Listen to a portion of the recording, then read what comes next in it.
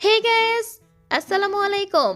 Welcome back to my channel Liza dreams. কেমন আছেন সবাই? আশা করছি অনেক ভালো আছেন। আপনাদের দোয়ায় আমিও অনেক ভালো আছি। আজকে আমি আমার চ্যানেলের নতুন একটি ভিডিও আপনাদের সাথে এখন শেয়ার করব। আজকে তৈরি করে দেখাবো সিদ্ধ ছোলা মাখানোর রেসিপি। আশা করছি রেসিপিটি আপনাদের কাছে ভালো লাগবে। তো এখন চলে যাচ্ছি মূল রেসিপিতে।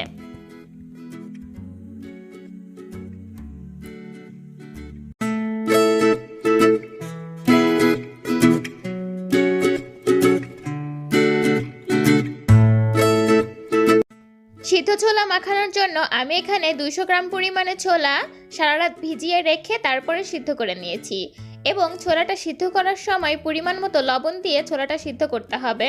এতে করে ছোলাগুলো সিদ্ধ করে নিতে সময় অনেকটা কম লাগবে।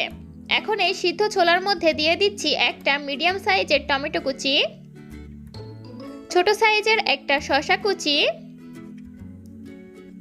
দুটো পেঁয়াজ কুচি এবং দুটো কাঁচামরিচ কুচি এবং সামান্য কিছু ধনিয়া পাতা কুচি এবং সেই সাথে দিয়ে দিচ্ছি লেবুর রস। এখানে আমি 1 টেবিল চামচ পরিমাণে লেবুর রস ব্যবহার করেছি।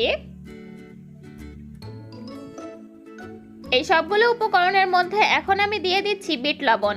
অবশ্যই এখানে বিট লবণের পরিবর্তে রেগুলার লবণটাও ব্যবহার করা যাবে এবং লবণ ব্যবহার করার সময় একটু বুঝে ব্যবহার করতে হবে, কারণ ছোলা সিদ্ধ করার সময় আমি লবণ ব্যবহার করেছিলাম। এবং সবশেষে দিয়ে দিচ্ছি আচারের তেল। আমি এখানে আচারের তেল ব্যবহার করেছি, তবে অনেকের মনে প্রশ্ন জাগতে পারে যে এখানে কি শুধুমাত্র আচারের তেলই ব্যবহার করতে হবে? না, এখানে আচারের তেলের পরিবর্তে সরিষার তেলও ব্যবহার করতে পারবেন। আমার বাসায় জলপাইয়ের আচার তৈরি করা ছিল আর আমি সেই আচারের তেলটাই ব্যবহার করেছি।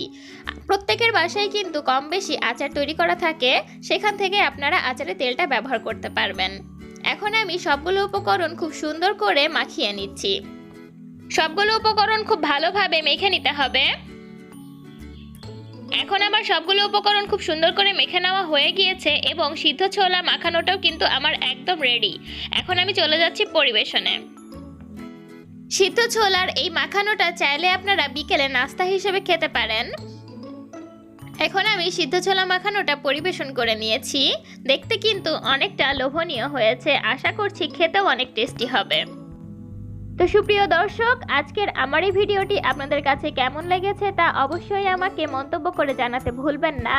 এবং আপনারা যদি আমার চ্যানেলের নতুন দর্শক হয়ে থাকেন তাহলে আমার চ্যানেলটিকে অবশ্যই সাবস্ক্রাইব করে আমার চ্যানেলের পাশেই থাকবেন।